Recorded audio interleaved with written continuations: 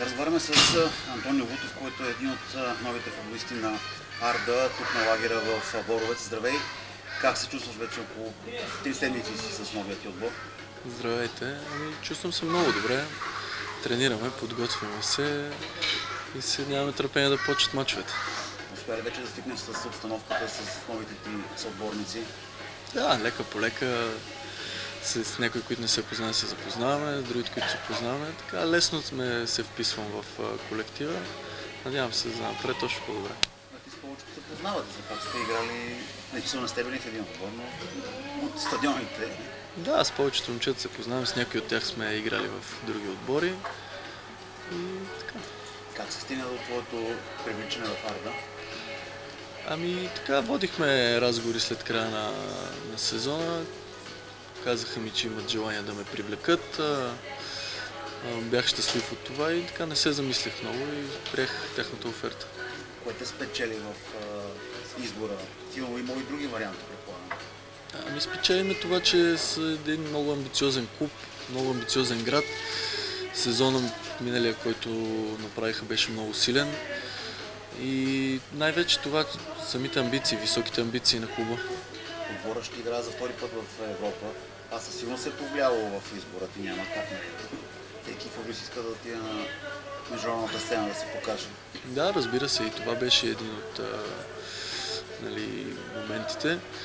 Надявам се да се представим достойно и да успеем да преминем колкото е възможно повече отбори. Какво ще изисква Александър Тунчев от теб? Имаш ли такъв индивидуален разговор? Не, все още не сме водили, но аз знам, че идвам да помагам на отбора, да съм един от основните играчи и да помагам с създаването на положение, отбелязването на голове.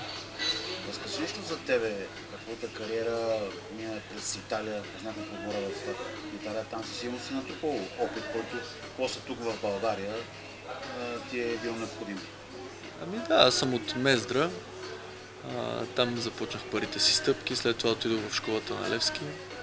След време бях продаден в Италия. Там изкарах 3,5-4 години. Натрупах доста ценен опит. Срещнах се с друга култура, като футбол. И да, доста хубави години изкарах. Много наистина опит и знания така натрупах. Надявам се да мога да ги покажа. Как стана така, че ти избра да се занимаваш с футбол? Той стана твоята професия? Като всички деца, още от ранна възраст, тогава нямаше толкова компютри и телефони и бяхме постоянно навън на улицата и ритахме пред блока. Като всички, както казаха, от по-миналото поколение деца. Това ни беше ежедневието. Училище, футбол, спорт и така. Преди малко се говорихме с тебе, че имаш две дъщерички. Предполагам, че с семейството ще живеете в Кърджали. Това е перфектно, тъй като е много хубаво, точно за семейни, не мислят за дискотеки, за такива работи. Да, малкото време, което прекарах в Кърджали, доста съм очарован, много симпатичен град, много хубав, много съм очарован от това малко време, което прекарах там.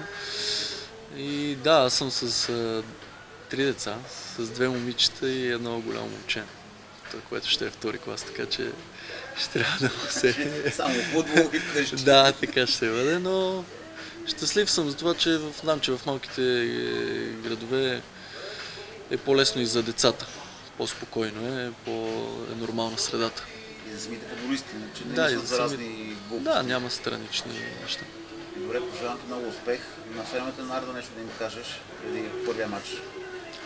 Първо да им пожелая да са здрави и след това да подкрепят отбора, защото той в трудните моменти ще има нужда от тях и да пълнят стадиона възможно най-много.